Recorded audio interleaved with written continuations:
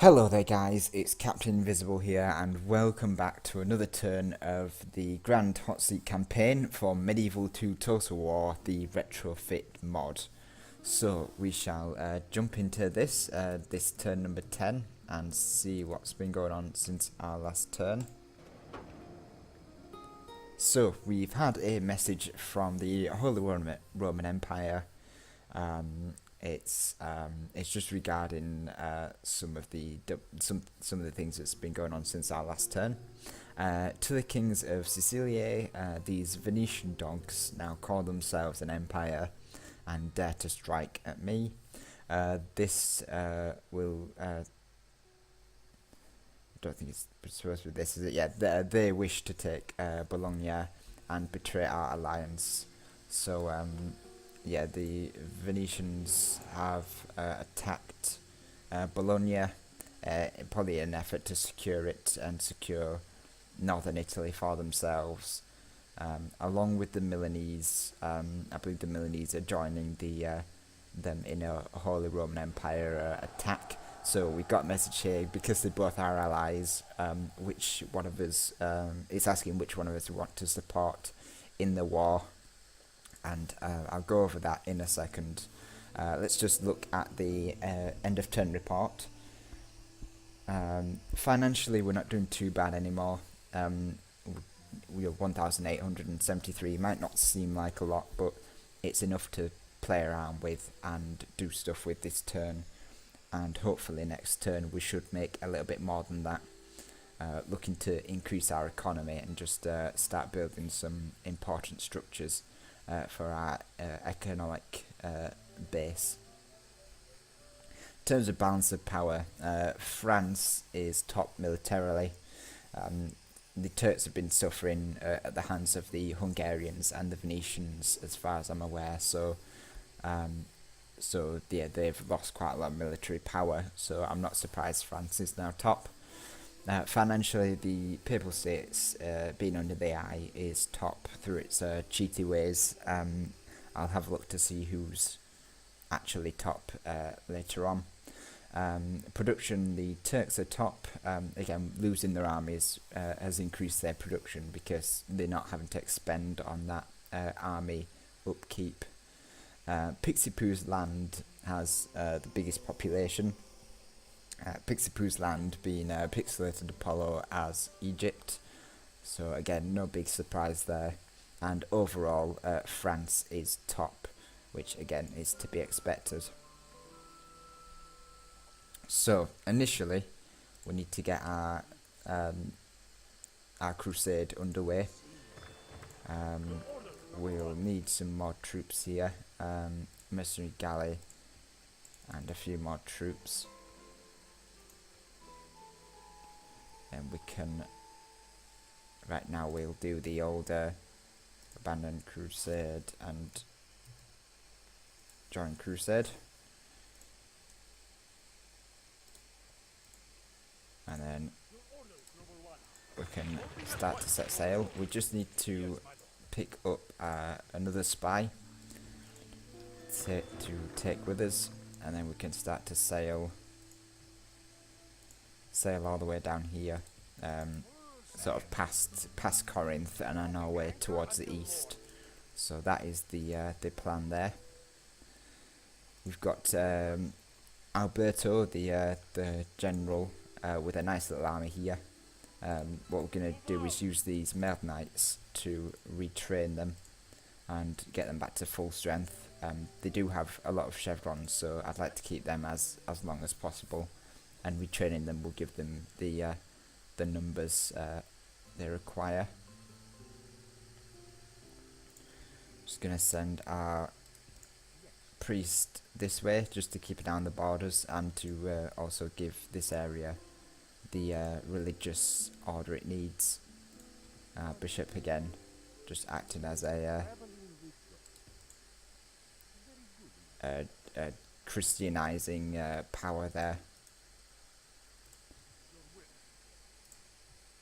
Have my two spies in this army ready to head off where they are needed. And I believe that's it. There's not a lot else I need to do with this turn except take this Crusader army east. It looks like Hungary is moving in on Constantinople. Obviously they're not going to take it with this army, this small force, but obviously they're just preparing, blocking the land bridges, and looks like they're looking to finally secure Constantinople. They're just there just to keep an eye on it, just to make sure no one else does. So yeah, in terms of this choosing between the allies, it's not a major deal at all. It makes more sense to support, well, not support, but to choose the Venetians as my overall allies over the Holy Roman Empire. The reason simply is because Venice is so close to our lands that it would be stupid to not stick with them. We currently are on crusade with them, so we obviously have we are supporting them there in any case as well. And also the fact that the Holy Roman Empire diplomatically has, I would say, shot himself in the foot by picking France as an ally, especially since France has on numerous occasions mentioned his distaste for the Italian alliance, and has had some diplomacy, especially in Iberia, with regards to attacking the Italians. I think it's not wise for them to stick allies with a nation that is doing that, although I do understand why they have, because France is quite considerably large, as well as the Holy Roman Empire, so the two going head to head will obviously depend on where else the Holy Roman Empire's forces are needed. And if Venice is attacking him from the south and France is coming from this way, obviously it's a problematic situation for him. So yeah, that's purely my reason why I'm going to support Venice, because I just have more going with Venice than I do with the Holy Roman Empire. The alliance between the Italian states and the Holy Roman Empire was purely down to make sure that the Italian states weren't just going to rip each other to shreds, which is usually the case whenever aggressive players take charge of factions so close to each other.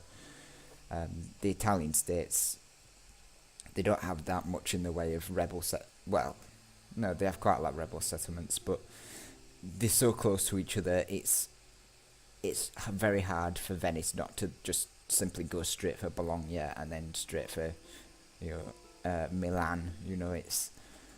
It's just too much of a risk. The alliance was there to stop that from happening and to allow us to build up without weakening ourselves, and then having the Holy Roman Empire or Hungary or sort of France just come in and wipe out the rest of the force.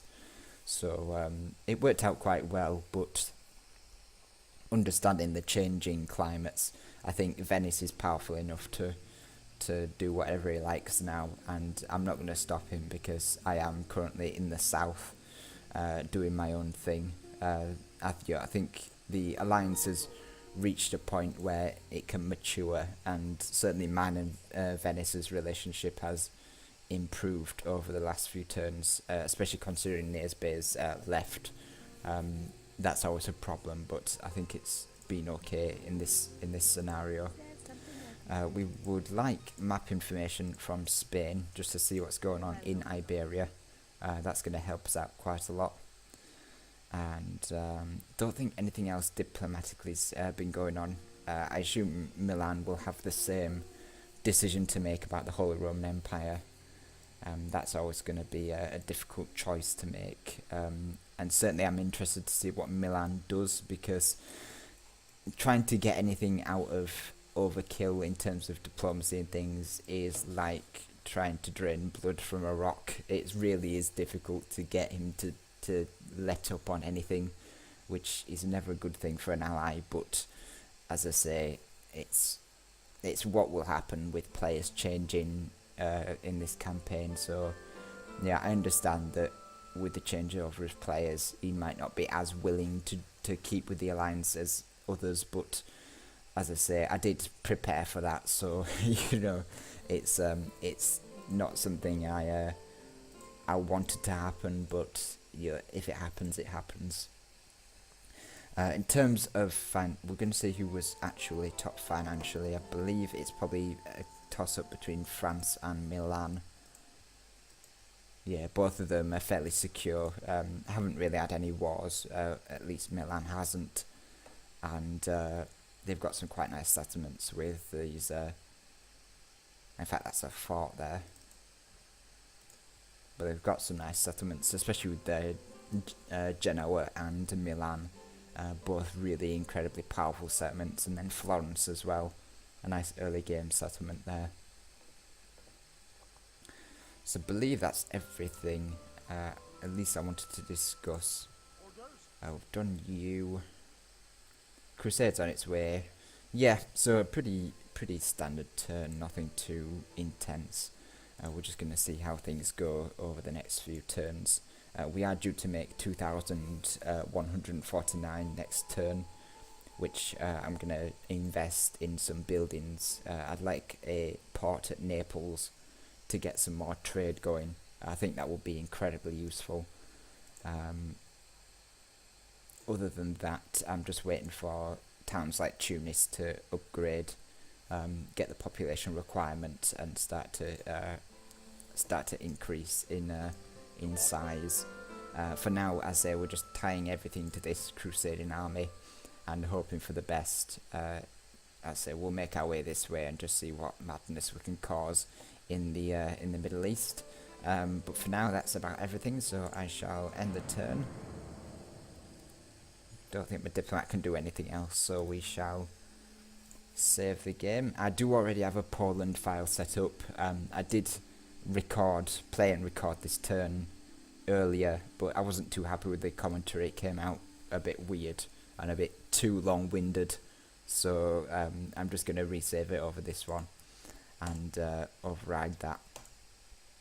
Excellent. So that was turn number 10, the turn 10 milestone. I know it's been a very long time. It's been about coming up to 2 years, a year, 2 years. It's been a long time since we started this campaign, but you know, just bear with it, guys. It will take a while, but as soon as other factions start to die off, it should become a lot faster. Certainly, I've noticed the turns have sped up a little bit, and it's just been people's holidays and things that have slowed it down. So just bear with it, and obviously keep up the support. It takes a lot of work to do these, especially all the editing of the videos. So you know, all the support is much appreciated. And again, don't forget to check out the other players' turns for this campaign. But thank you very much for watching, and I shall see you all in the next video.